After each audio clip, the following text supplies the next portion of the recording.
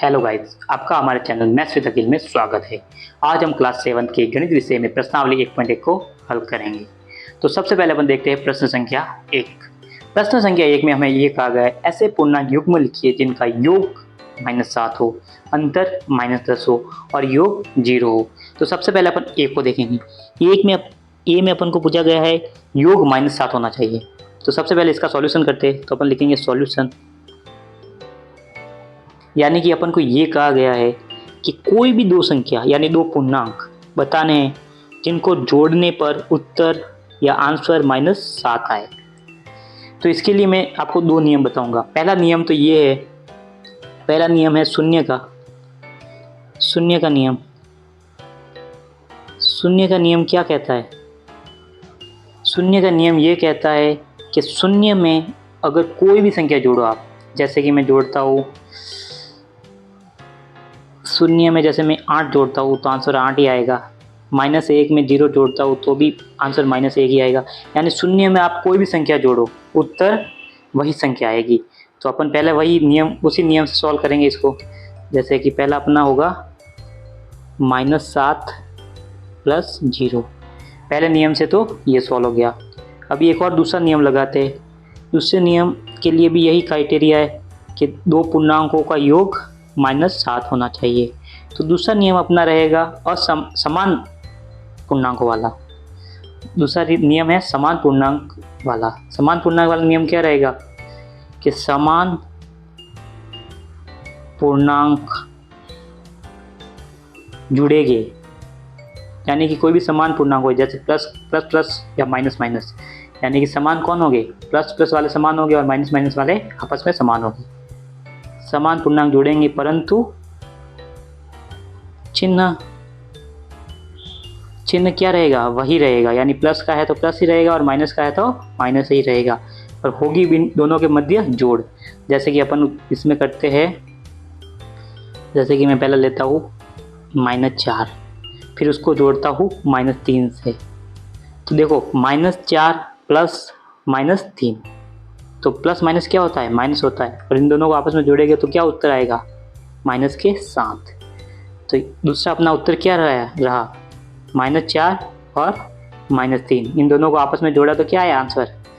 -7। तो ये दोनों नियम से अपन ए वाले प्रश्न को हल करेंगे। बी वाले में अपन को कहा गया है कि अंतर -10 होना चाहिए। तो इसका सॉल्यूशन करते हैं।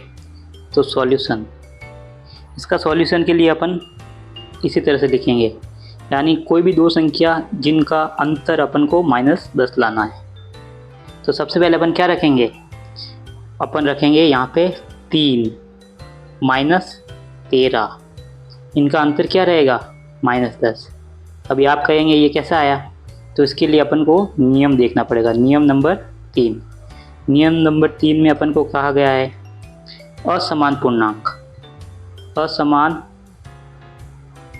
पूर्णांक घटेंगे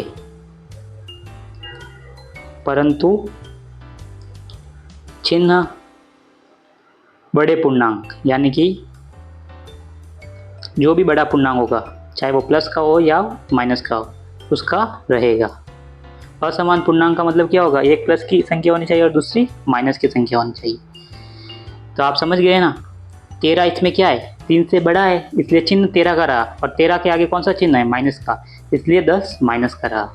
अभी अपन करेंगे सी वाला सवाल। सी वाले में अपन को पूछा गया है योग 0 होना चाहिए। योग यानी कि दोनों की जोड़ अपन को 0 बतानी है अब की बार। तो अपन करते हैं सॉल्यूशन। दो संख्या जिनका योग अपन को 0 लाना है। 0 लाने के लिए अपन क्या करेंगे? अपन कोई भी 0 कब आएगा आपको ये पता ही है कि उसी संख्या में वही संख्या जोड़ेंगे, पर चिन्ह दोनों के अलग अलग होने चाहिए। तो उसके लिए सिंपल नियम है, आप यही लिख सकते हैं, किसी भी संख्या का प्रतिलोम उसमें जोड़ने पर वह संख्या शून्य हो जाएगी। प्रतिलोम यानी कि उल्टा उल्टा अपन जोड़ते हैं, जैसे कि मैं लेता हूँ -8 और इसमें +8 जोड़ता हूँ तो उत्तर क्या आएगा? 0 आएगा। मैं लेता हूँ, अब की बार लेता हूँ -11 और इसमें जोड़ता हूँ +11 तो उत्तर क्या आएगा? 0। या 0 में 0 जोड़ दो तो भी उत्तर आपका 0 ही आएगा। तो इसी की तरह अपना पहला सवाल समाप्त हो गया। आप इसी की तरह और भी इसके उदाहरण बना सकते हो। इसमें आप कोई भी संख्या जोड़ सकते हो, कोई भी संख्या घटा सकते हो, उत्तर आपके ये बहुत सारे कॉम्बिनेशन से आ सकते हैं, इसलिए आप अपने उत्तर अलग भी निकाल सकते हैं। धन्यवाद।